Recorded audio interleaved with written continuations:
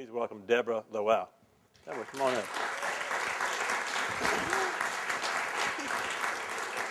Appreciate your coming.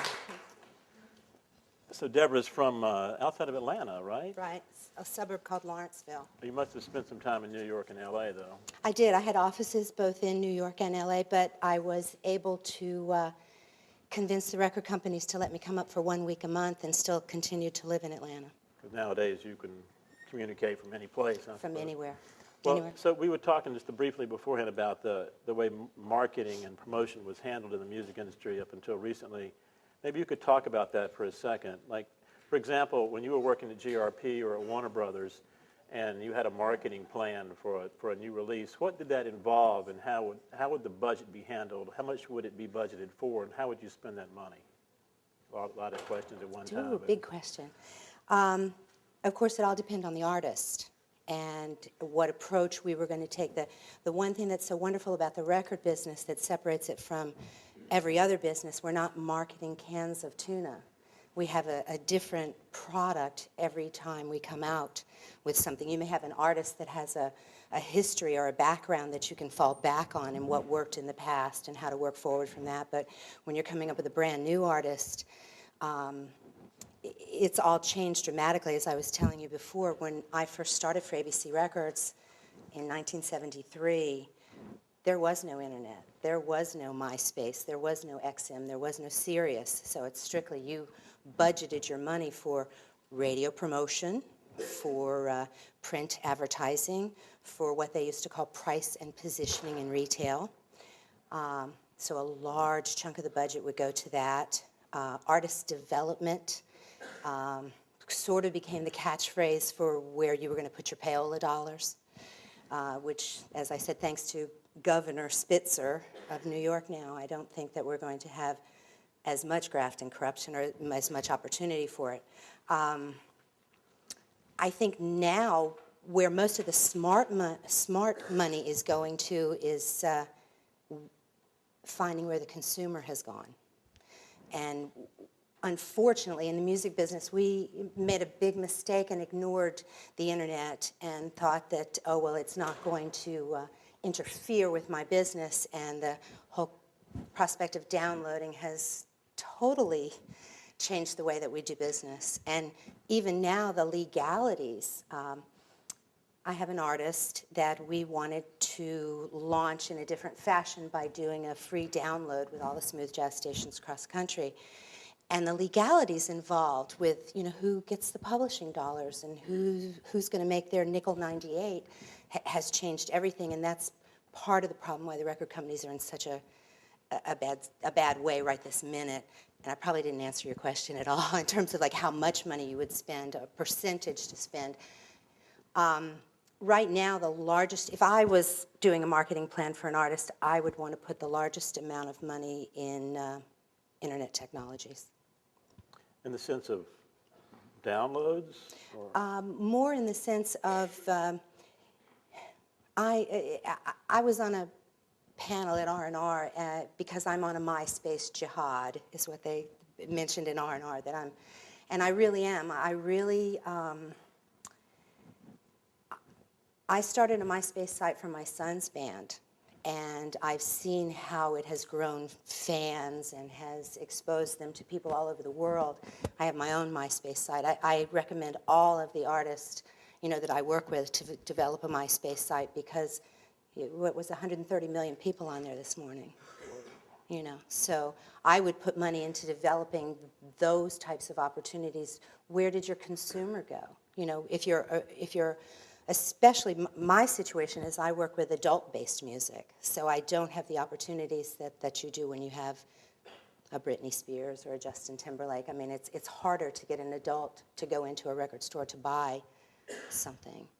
So there's a little bit more. You have to give them really a real strong reason to go in and part with their $20. But with Amazon, it's so easy to order it. So you have to, if the consumers are going there, you have to spend your money there and to get them there. Well, it's an independent consultant, I suppose. You have your own company, and record companies hire you to promote their new releases. So do you write the marketing plan, or are you just a component of a marketing plan? In my present situation, again, it all depends on what the artist or label hires me for. I do have artists that are their own record company. You know, they produce the record, they've manufactured the record, they're selling it online, they're selling it through consignment in local stores. So that's a different kind of approach for them. I have companies, I do exclusive promotion for Peak Records, which took a lot of the artists from GRP. We have the Rippingtons, we have David Benoit, Eric Marienthal, Gerald Albright. For Peak Records, I do write their marketing plan. But it's a collaborative effort with their sales department and with their internet technology people. We all have input. If it's a solo artist that has hired me to do everything, I do the whole thing for them. But for Peak, I just do the radio promotion and marketing. So you're hired by Peak to do that for all of their artists? Yes. So what kind of budgets do they assign to that undertaking? It depends on the artist. Everything always goes back to the artist, and a lot of record companies look at what the past sales were. If your past sales were at a certain level, they will spend X amount of money. If you have no history at all, then it's a roll of the dice of how much they will spend for you. An average marketing budget, let's say for the Rippingtons, which is the premier artist on Peak because the owner of Peak manages the Rippingtons, and Russ Freeman, who's in the Rippingtons, is part of the owner of the label. They get a significant marketing budget. I would say, I think on this last record, because it was a 20th anniversary with a DVD, they spent probably about $300,000 in international, because they're bigger over in Japan and Europe. And that's the whole budget. That's the whole thing to do the DVD and everything else. Oh, so that's the production No, it's not just, that's the well. production, that's everything. To break it down strictly to marketing, I think it would probably be about maybe as much as a third of that. So $100,000 for a marketing budget for and I have that record, and that's a pretty extensive package. I mean, it's an anniversary project, right? Mm-hmm. So how do you break that down? What percentage of that would you spend on print and on radio and on internet?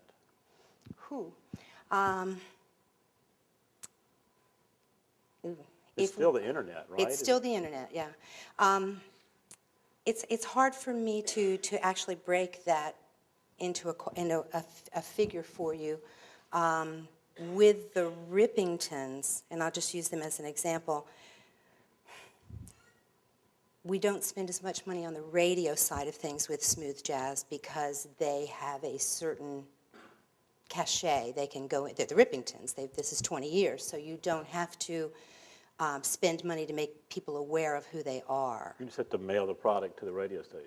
You have to mail it, you have to, where we spend a lot of money is in doing the win it before you can buy it. So we do a lot of product giveaways, bringing people to shows. A lot of artist development marketing money is bringing the Rippingtons to do a show here for Loyola, and we cover their talent fee and you cover their travel expenses type of thing. So those type of budgets all, but I don't, again, in my situation as a subcontractor, I don't have the final authority on the budget. That's just something that I put my recommendations in. And budgets changed, I guess, depending on how well the record's selling, or Exactly. it's moving up, they'll spend more money. Well, you have a weekly marketing meeting, and in the marketing meeting they discuss, what the sales were the previous week and where our hot spots are, and, where it makes more sense to spend more money. Obviously, in the major markets for jazz, it makes more sense to spend money.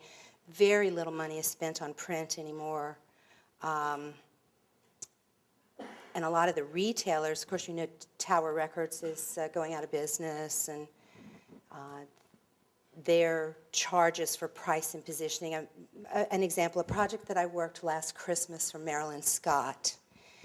Borders did a program over the Christmas holidays, and they charged Prana Records $75,000 for a month's worth of price and positioning at Borders for Marilyn Scott, but then they only ordered 600 pieces of product.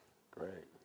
So, and they're because of their inventory control, you know, they put 2 in a store, and if you sell the 2, then they'll replace the 2, but they won't put deep product in the store anymore. So that's something that the record companies are having to deal with, is how much it costs per unit, how much you spend to sell one piece of product. 600 to 75,000. That doesn't come out. No, does it? it doesn't, and that's why the record companies are scrambling.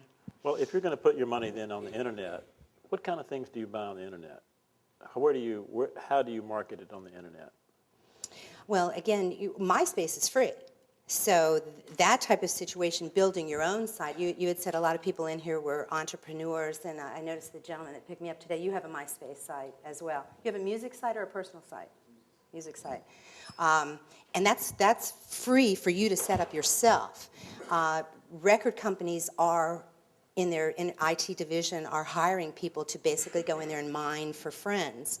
But it's not like you buy advertising on there. Where you would buy advertising is you might buy a banner on a radio station. Where I spend a lot of my dollars is all of my smooth jazz radio stations have either a weekly, bi-weekly, or a monthly e-blast that they send out to people who sign up to be a loyal listener.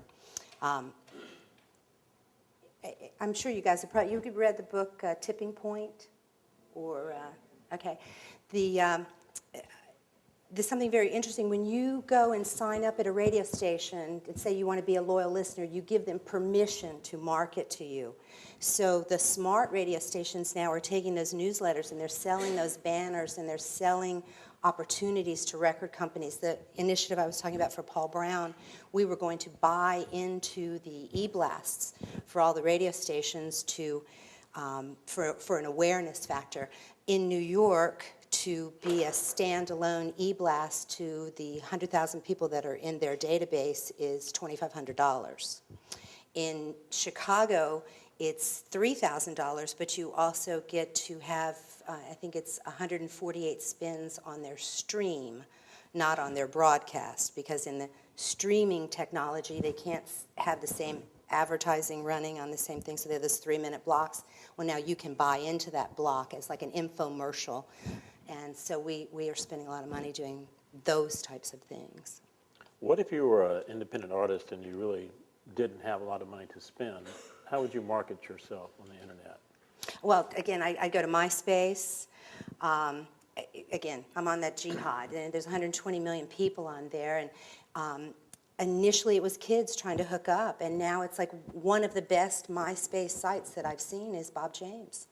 And he does it himself. He maintains it himself. He's in there every day, but he has a really comprehensive site. He's grabbed onto the technology, and he has lots and lots of friends and fans, and many, many people come up to him at shows and say, well, I found you on MySpace. You know, I'm very excited about that. So I think that that would be where I would go. There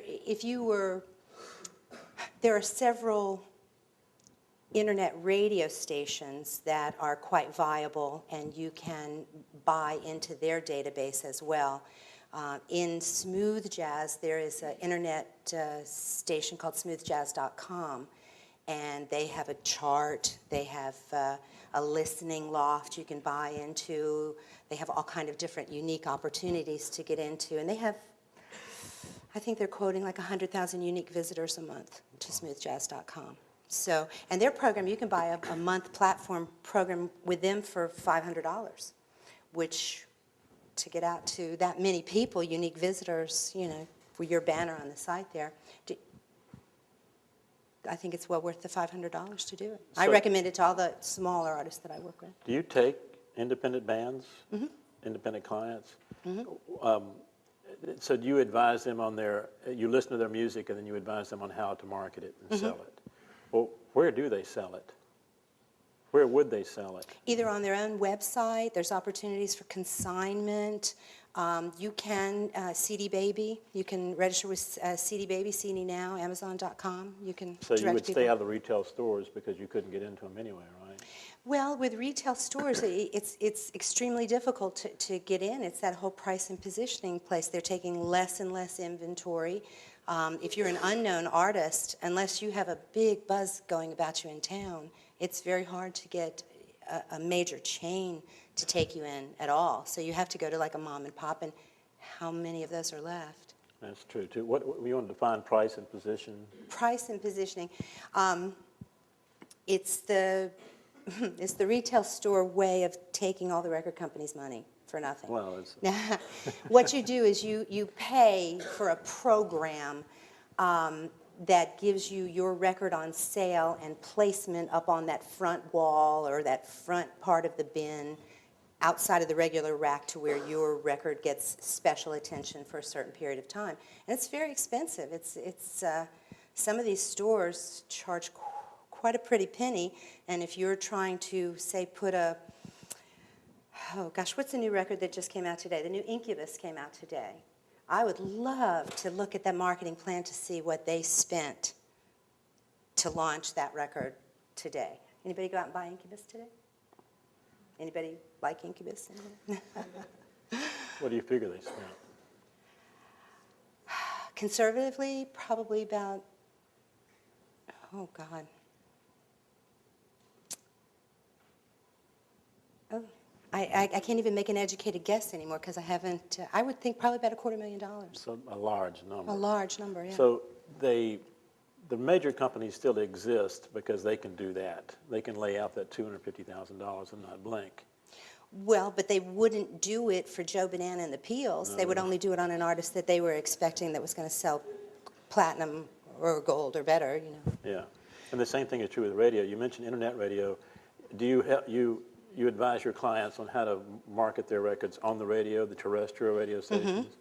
Well, that costs money as well, right? I mean, well, if you're buying, basically what I do is I try to get my clients airplay, which we don't pay for. And then above and beyond that, what you try to do once you get on the air, that's just the beginning, because then you have to make yourself stand out from the rest. So are you going to do a listener event? Are you going to do a win it before you can buy it? Are you going to give away CDs? Are you going to bring the artist in for, we call it a drink and flea, but they're meet and greets. But those Drink type and of, flea? a drink and I like flea. The artist used to call them a drink and flea kind of thing. so so then you would spend your radio budget on those kind of things after you're going to spend some money just getting the records out to the radio station. Right. You're obviously not going to pay for radio play because that would be illegal. Right. And, if Mr. Spitzer is listening. Yeah, well, I think he probably isn't, but Yes. he did take on all those major companies and made a difference. Mm-hmm. So I'm trying to get at the need, the utility of terrestrial radio. It doesn't play the same role as it used to, right? It's funny that you should mention that because I pulled an article off the Forbes magazine, Forbes.com, and there was also another article in the Wall Street Journal about, there's a movie out now called The Day the Music Died, Right. and they're not doing like a full national release. They're showing it on college campuses Right. and in coffee houses and hip house parties and stuff, and it's two guys who went around the country interviewing people about how the dismal state of the record industry and why we are in the state that we're in. And I forgot your question. Well, Sorry. the major companies and radio play is radio still a factor in marketing records? It still is our primary window. It's the primary window to get to the largest amount of people. However, with deregulation and Clear Channel, buying all the stations and everything becoming so researched and homogenized and the playlists getting tighter and tighter and tighter, you have people that turn on the radio, but they can't tell you what they've heard or even what the jock's name is or what the dial position is. It's just background noise to them. And the people who are really musically passionate are going elsewhere. They're going to XM, they're going to satellite, they're going to the internet because terrestrial radio is pretty homogenized and boring. So you don't really advise your clients to make much use of terrestrial radio, even though it's still the prime mover of product in this country? Oh, I would advise them to you want to open every window to a potential consumer that you can. And my first line of attack is with radio because if you can get that elusive radio airplay, then you have a foot in the door and a story to tell. But it can't be your only way to get the word out there anymore, or you will unfortunately get caught behind, well, we can't add your record because we had to add the new Incubus. You know, it's very hard for a new artist to get started on terrestrial radio. And you must have your list of smooth jazz stations, pop stations, rap stations, all the rest, right? Mm-hmm. Now, and sometimes stations aren't just one thing or another. They have various programs. Do you have a way of judging that station for whether or not, if they have an hour show every Friday night for the blues, do you send them all your blues records? Well, yes. And the reason for that is in markets where you have that 1 hour of blues show, you have usually a pretty loyal listening audience that are going to be your primary consumer. So yeah, even if it's only an hour show, I found that there are a lot of the non-commercial stations with those couple hour shows that can sell more. Perfect example, in Atlanta, we have WCLK, which is Clark University, and they play jazz and smooth jazz. And we have a commercial radio station, WJZZ. And WJZZ can bang a record. You know, 24 to 28 spins per week is considered heavy at smooth jazz, which is, you know, four plays per day. Clark College can play something a significantly less amount of time, but their listenership is a more passionate consumer. The people who are listening to the smooth jazz commercial station seem to be much more passive about it, whereas the people who are listening to Clark are the people who are actually going to go out and buy a Boney James.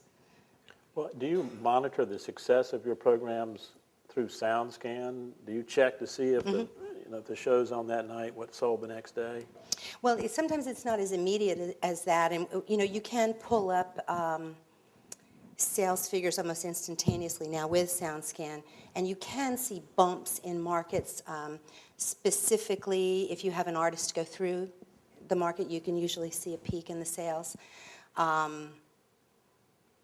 We have two separate things that I monitor. I get a weekly thing from Radio and Records, which is media-based, which tells me how many spins my particular projects got on each radio station. So I can actually see that QCD in New York played Lee Ritenour 14 times, roughly 2 times per day. And then I can go and look at the New York sales and see if that's impacting it at all. If they added the record 3 weeks ago and we didn't have any sales, and then all of a sudden we had a little spike, then you say, okay, QCD is selling records for us. So if they're selling records for us, well then maybe we ought to do a giveaway. Maybe we ought to do something special with Lee Ritenour. Maybe we ought to put a download in their e-blast, you know, type of thing to get more of the word out there. Is a tour a key component of a marketing plan? Yes.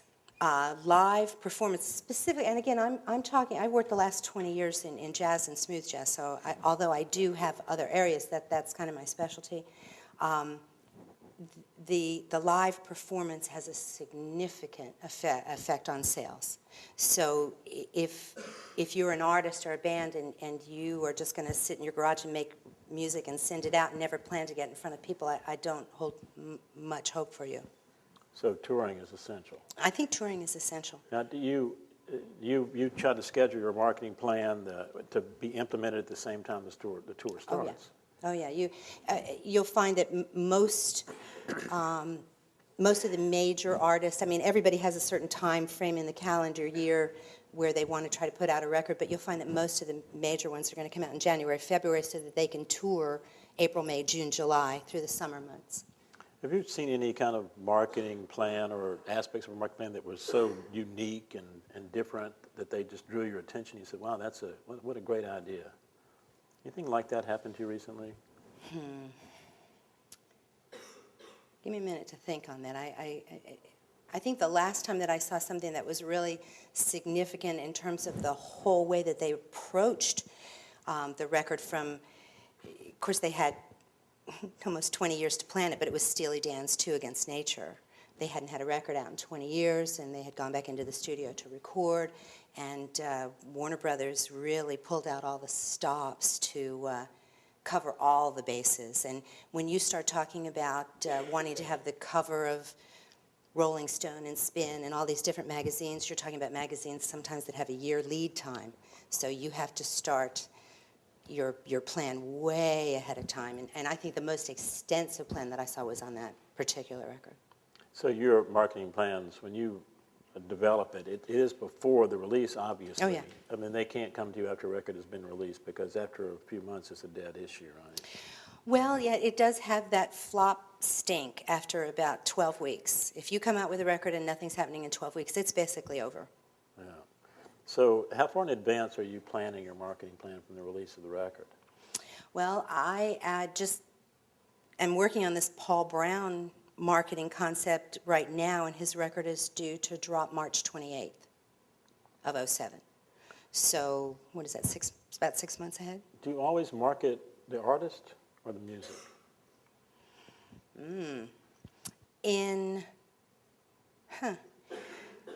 When I was at Warner Brothers, we had a mission to establish a brand of Warner Jazz, as well as the artist in their own right.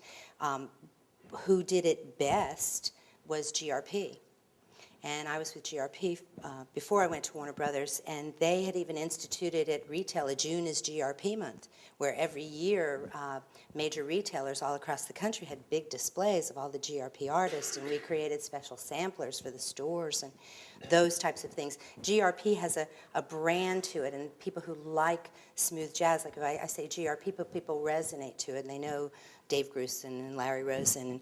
That I think, when I went to Warner Brothers, the gentleman that I went to work for there, Ricky Schultz, and then later Matt Pearson, they both wanted to have that same kind of cachet that GRP had, and they wanted to separate it out from being Warner Brothers to being Warner Brothers Jazz. Interesting, because Warner Brothers was already such a big name. Right. But a few labels have definitely created brands for themselves. Windham Hill. Yeah, You know. CTI, certainly GRP.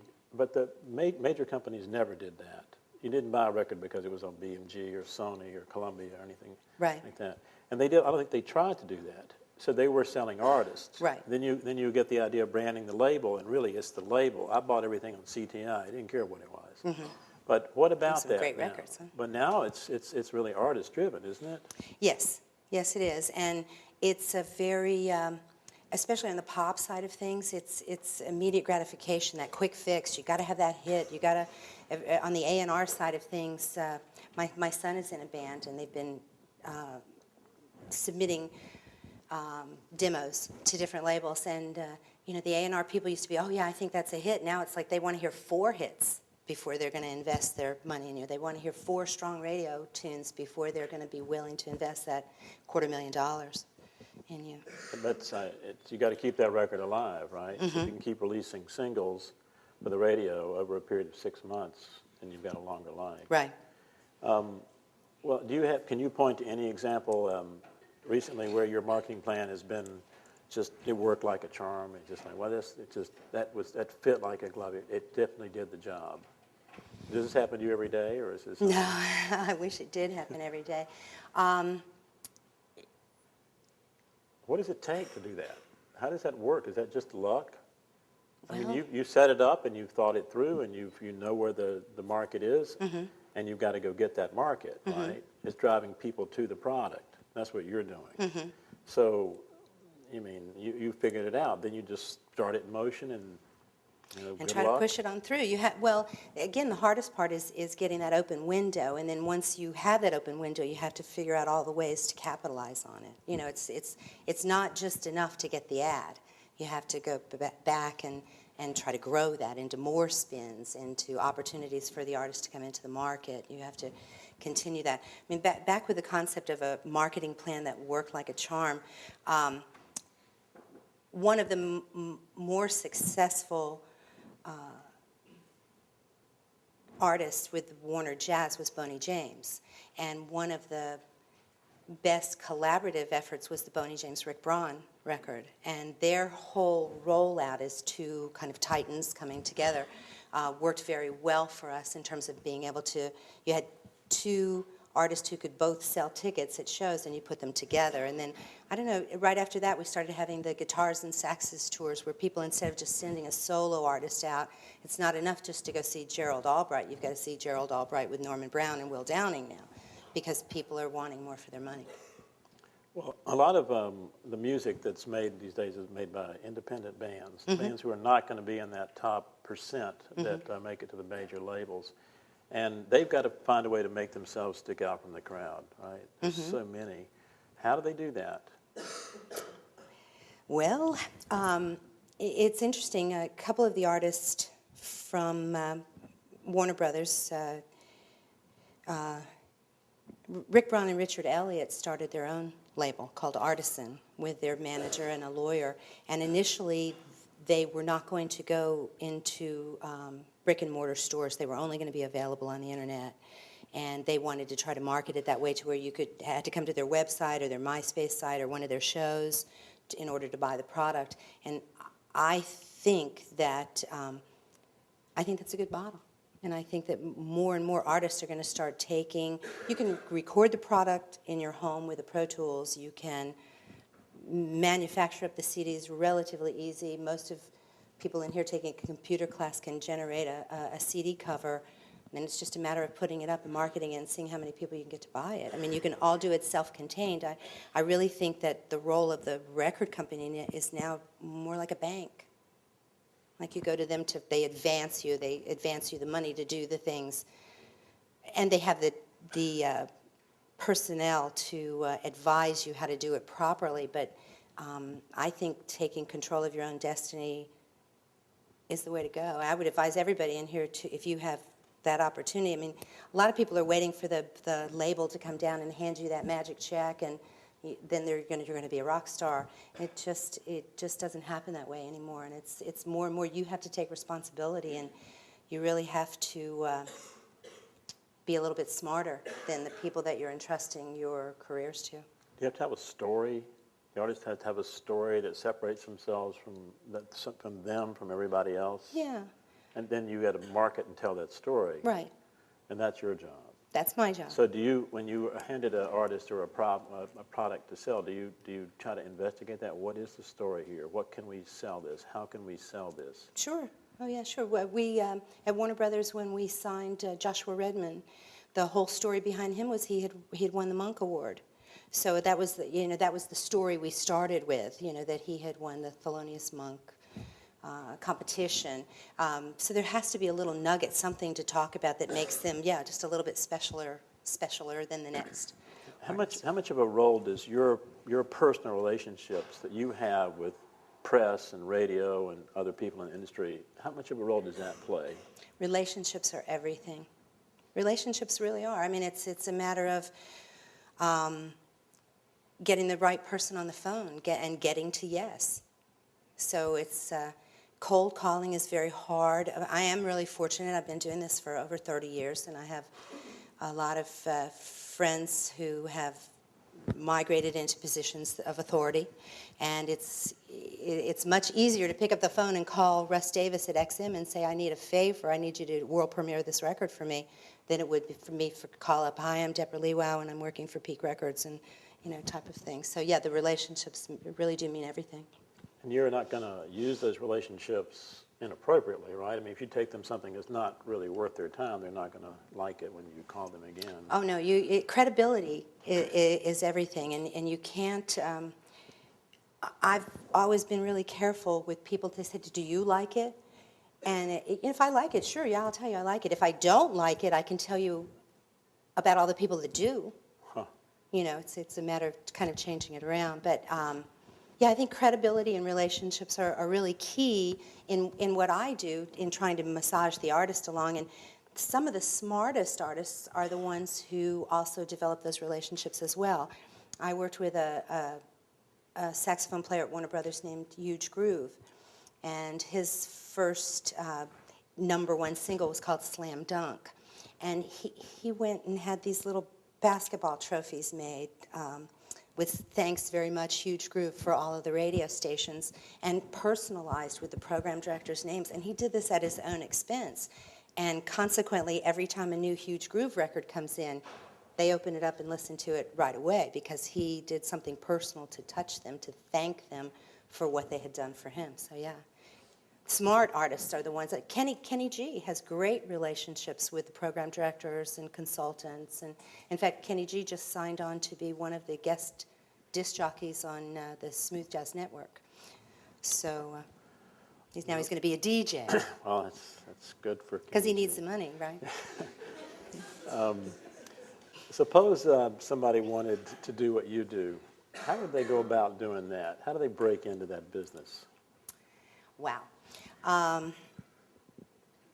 The one thing that's going in all of y'all's favor is it is a very youth-oriented business, and they're looking for people who are willing to work for not a whole lot of money to start. But, I mean, when you're first starting out, you can do that.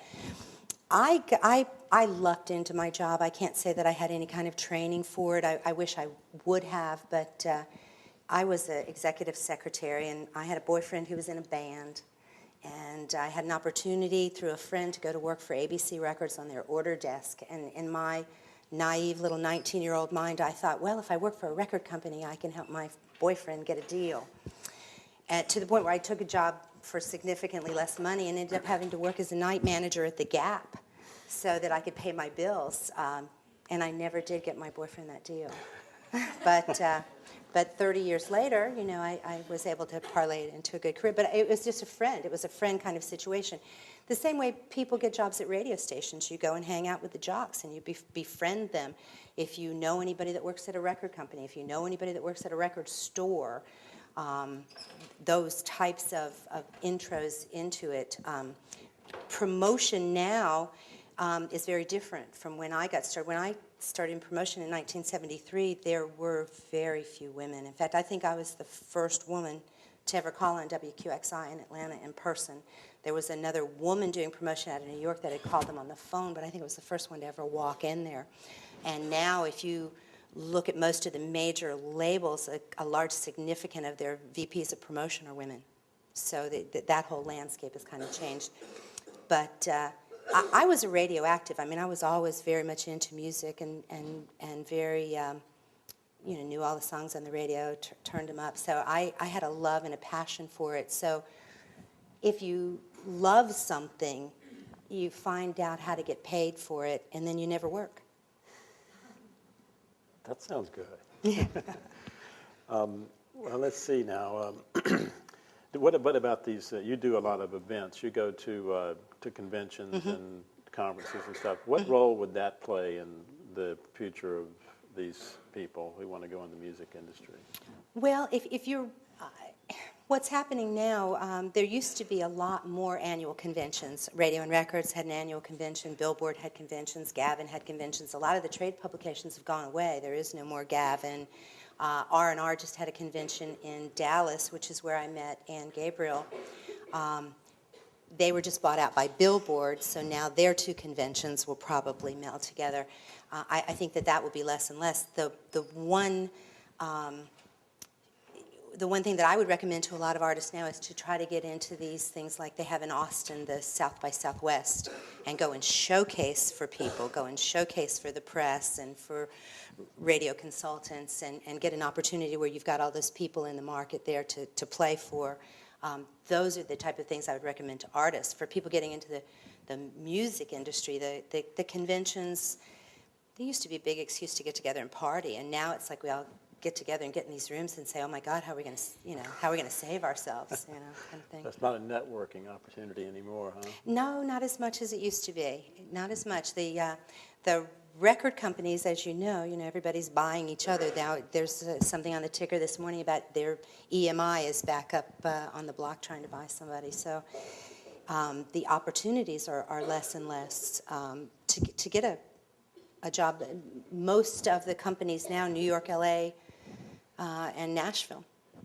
So there's not it used to be a big branch distribution system for Atlanta. Now they're just sales offices there. Same thing in Dallas. Same thing in Chicago. So you don't have that many local opportunities that used to. So that old business that you and I grew up in is going away. It's pretty much gone by now, right? Yes. So, and what's replacing it? Do you see any trends that you could maybe point to that would be give you a reason for optimism? A reason for optimism. Well, one thing I know for sure, the music isn't going away and the fans aren't going to go away.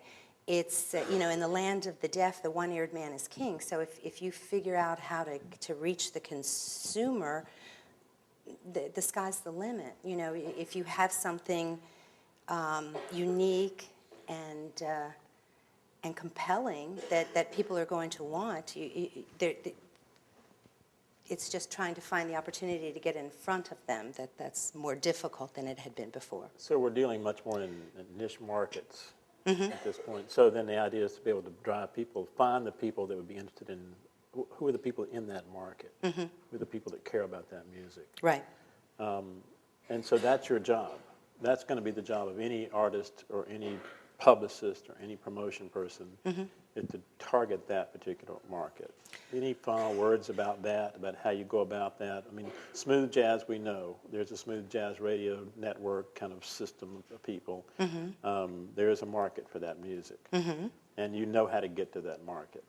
Well, we're trying to make sure that we know how to get there. It's like who moved the cheese.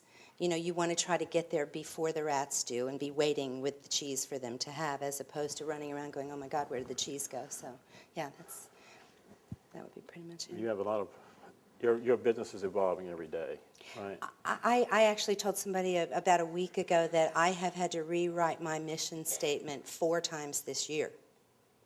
What is it now? What is it now? Oh my gosh, I strive to get my artist or label or project exposure in any way possible that is legal. Legal is good. Okay, that's good. That covers a lot of bases. Okay.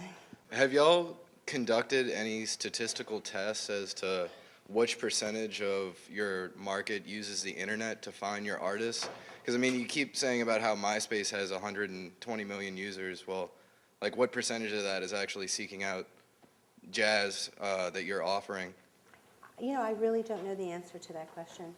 I don't know what percentage is seeking it out in that way.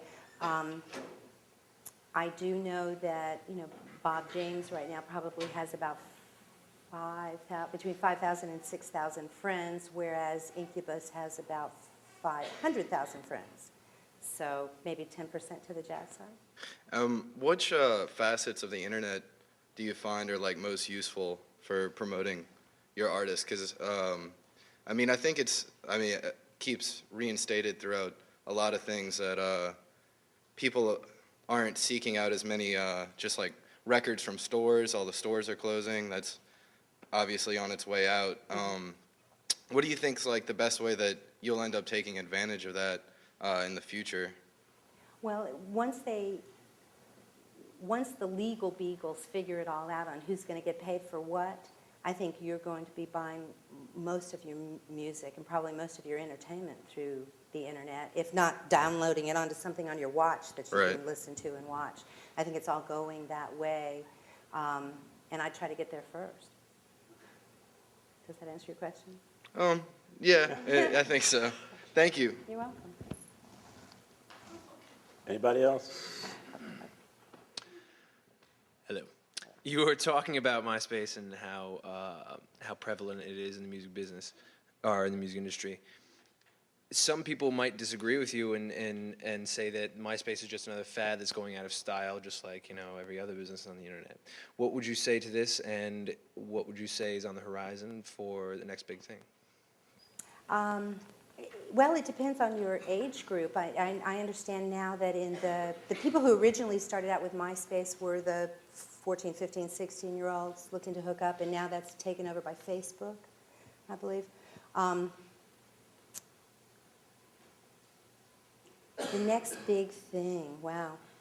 I'm still pretty much on this MySpace jihad, so it's kind of hard for me to get off that, and only because I've seen so much success with artists that I've worked with and also with my son's band, just in terms of growing a sense of community.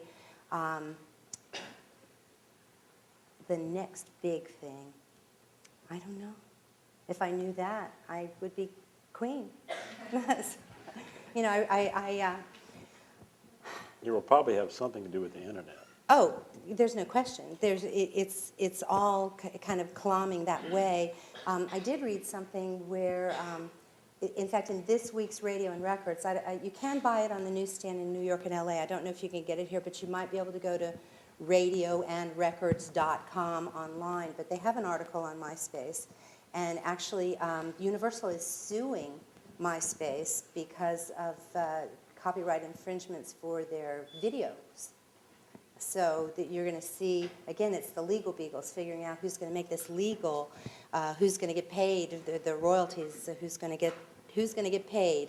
And once they figure that out, the whole thing will open up. The other part with the record companies, and the reason that change has been so slow there, is you had people who were in the upper demos or in the upper echelon of the company who had been doing things the old way for so long that they sort of ignored the evolution.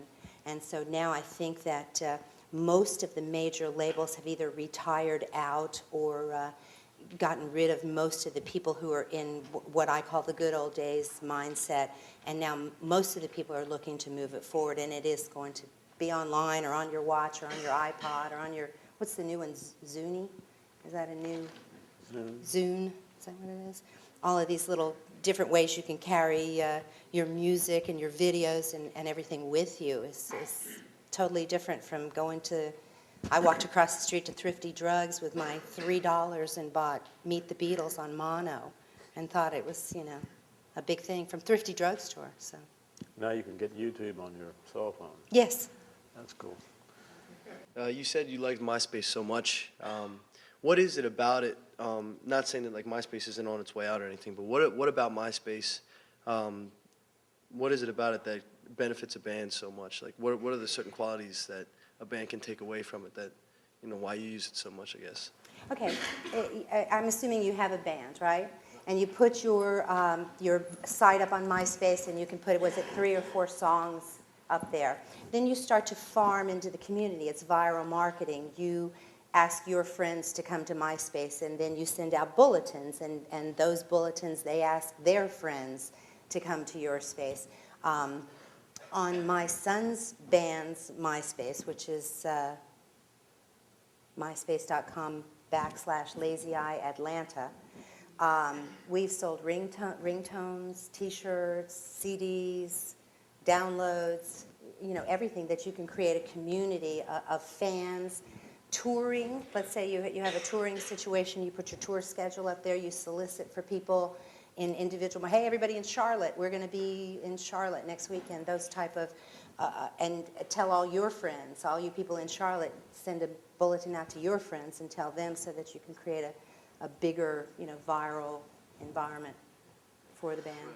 So community. Community. It is a community. And, you know, everybody wants to feel like they've discovered something. And I think that's one of the cool things about MySpace as well. This band, Arctic Monkeys, I think Arctic Monkeys had sold 300,000 units before they had even gotten a record deal. And it was totally through MySpace in the UK. They sold 300,000 CDs? CDs. Through MySpace? No, through stores and on their website and at gigs. But they had, before they were released here in the States, they had sold 300,000 records. That's pretty impressive. Huh? It is. Anybody else? I think you'd look good on the dance floor. Well, let's give a big hand to Deborah Lewow. Thank you very much, Deborah. Appreciate it. It was very nice.